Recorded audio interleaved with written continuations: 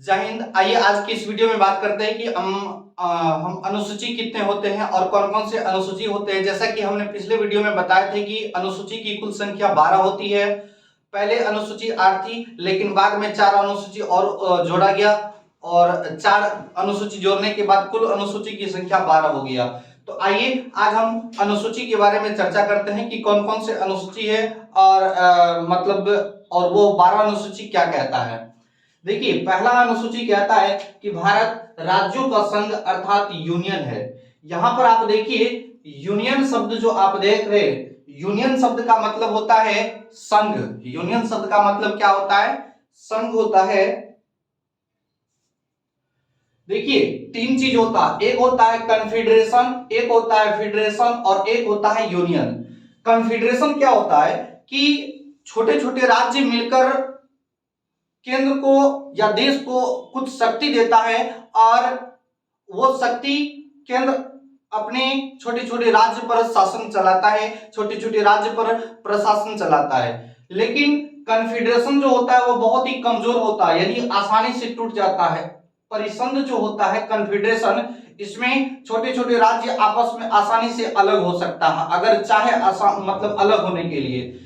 और फेडरेशन क्या होता है? फेडरेशन भी कमजोर ही होता है, लेकिन कन्फेडरेशन की अपेक्षा थोड़ा यह क्या होता है, कठिन होता है। यानी कि फेडरेशन को भी हम हिंदी में संघ कहते हैं और यूनियन को भी हम हिंदी में संघ कहते हैं, लेकिन ये दोनों में अंतर है। अंतर ये है कि फेडरेशन वो होता है जब फेडरेशन में भी छोटे छोटे राज्य क्या होता है कि केंद्र को कुछ शक्ति दे देता है और कहता है कि आप हम पे शासन कीजिए। तो फेडरेशन भी कमजोर होता है, जैसे यूएसएसआर। जैसे क्या होता है यूएसएसआर, आपको पता है कि कितने देशों में टूटा है? 15 देशों में। तो ये होती है फेडरेशन, ये होता है कन्फेडरेशन और एक होता है यूनियन। यूनियन वो होता है कि इसमें राज्य कभी भी टूटकर अलग नहीं हो सकता। तो हमारा जो देश है भारत, यह एक राज्यों का संघ अर्थात यूनियन है। सबसे पहले फिर से समझिए कि कन्फेडरेशन कमजोर होता है, इसके राज्य कभी भी टूटकर अलग हो सकते हैं, इसके भी राज्य कभी भी टूटकर अलग हो सकते हैं। लेकिन यूनियन जो होता है वो बहुत ही शक्तिशाली होता है और बहुत ही मजबूत होता है। इसके राज्य अगर कल चाहे आने वाले समय में या कल भी या परसों भी कि हम अलग हो जाए तो ये होना इम्पॉसिबल है। अर्थात यूनियन बहुत ही मजबूत स्ट्रांग होता है। तो भारत अपना जो भारत राज्यों का यूनियन यानी कि संघ है। समझ में आ गया इतना?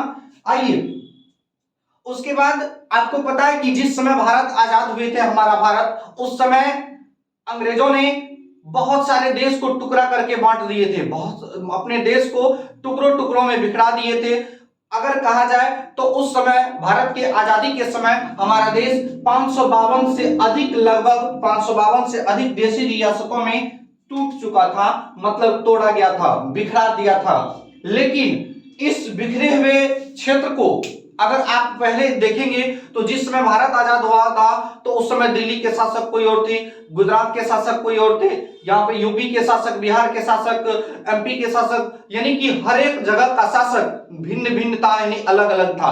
तो इन 552 देशी रियासतों को मिलाकर एक यूनियन बनाना संभव नहीं था। तो ये जिम्मेदारी जो है हमारे नेता सरदार पटेल और वीपी मेनन और लॉर्ड माउंटबेटन, यानी कि इस तीन आदमी को सौंपा गया, जिम्मेदारी दिया गया कि सरदार पटेल, वीपी मेनन और लॉर्ड माउंटबेटन को कि आप 552 देशी रियासतों को मिलाकर एक यूनियन बनाइए, अर्थात एक संघ बनाइए।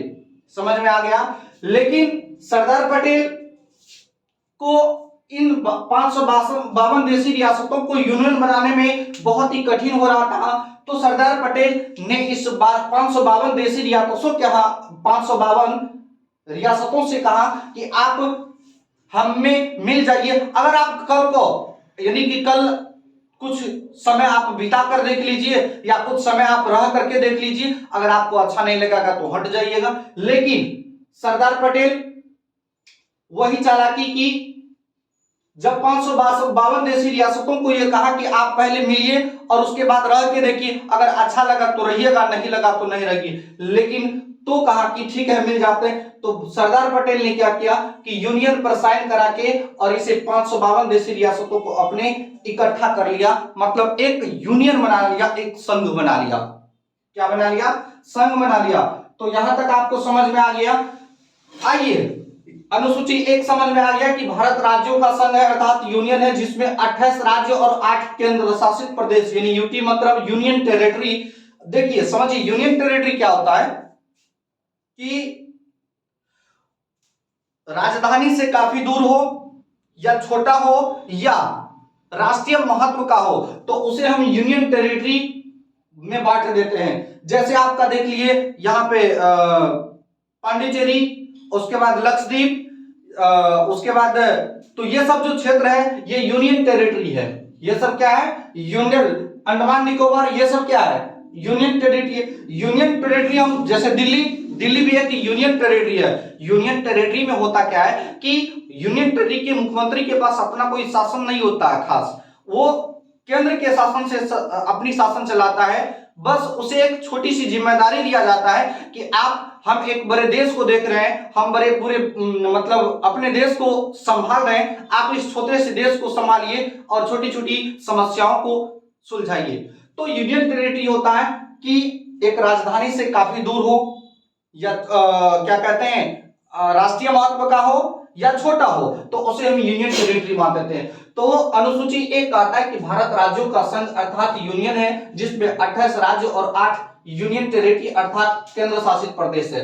आइए अगला अनुसूची 2 क्या कहता है कि अनुसूची 2 कहता है कि वेतन। इसमें वेतन की चर्चा, राष्ट्रपति को कितना वेतन दिए जाएंगे, प्रधानमंत्री को कितना वेतन दिए जाएंगे, मुख्यमंत्री को, संसद को, एमपी एमएलए को कितना वेतन दिए जाएंगे, तो इन सभी वेतनों की जो चर्चा है वो अनुसूची 2 में है।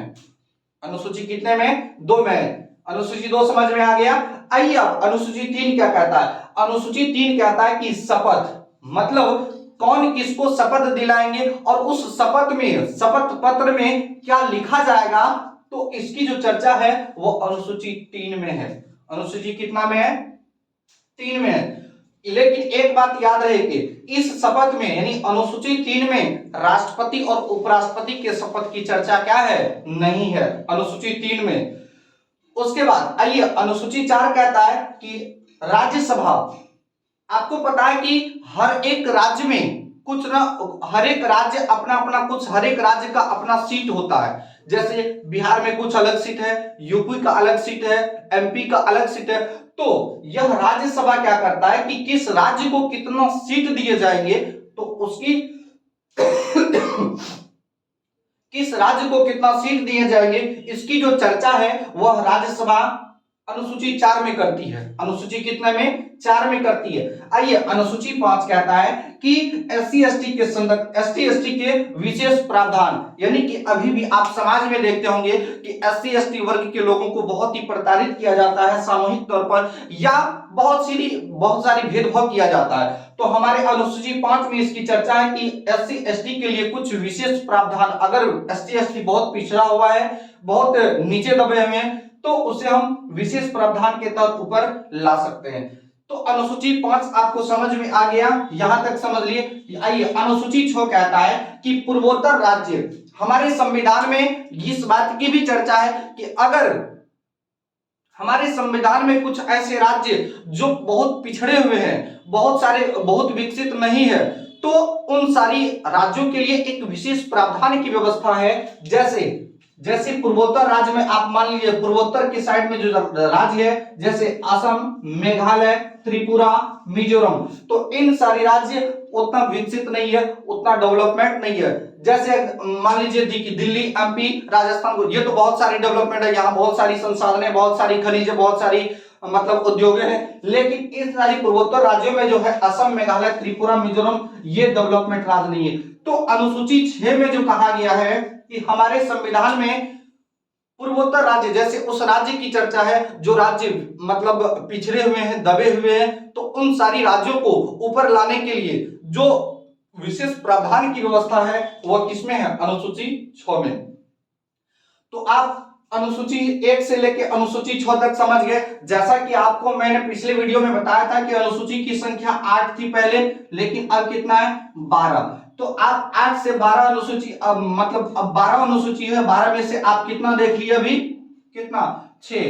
तो आज हम यही तक रहते हैं। अगले वीडियो में हम लाएंगे कि अनुसूची 7 से लेकर 12 तक हम आशा करते हैं कि आपको ये पूरा टॉपिक समझ में आ गया होगा। तो आज का वीडियो यहीं तक रहने देते हैं, मिलेंगे नेक्स्ट वीडियो में। जय हिंद।